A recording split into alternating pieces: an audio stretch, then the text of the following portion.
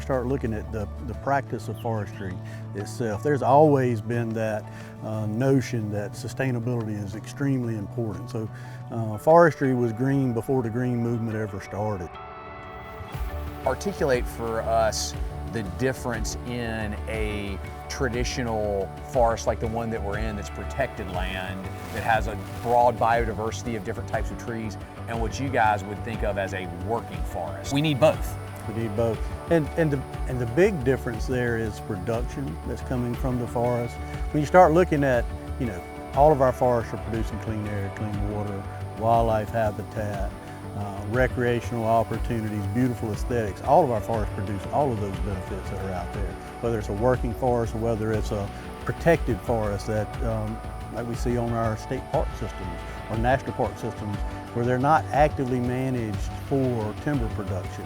I think that's a really important delineation, because I think sometimes you think, well, working forest is no different than any other working land, so if it's not a protected forest that's in a conservation easement, it might as well be sold off to a developer. But no, a working forest still is producing clean air and clean water and healthy ecosystems. So the value of a working forest is far beyond just the timber it produces. Oh yeah, and in some cases, depending on what suite of species you're managing for, that working forest can actually produce more wildlife habitat, more biodiversity than you can get from a natural forest that's not being managed.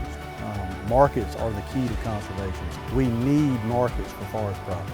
Utilizing wood's not bad, as long as we do it in a way that's sustainable. And we are planting the trees back and growing the next generation of forest out there. It's when we clear forest and convert that forest to some other use, whether that be a solar field or whether that be a shopping mall, we're losing forests at that point in time. As long as they're harvesting them and planting them back, that's a good thing, and we need markets.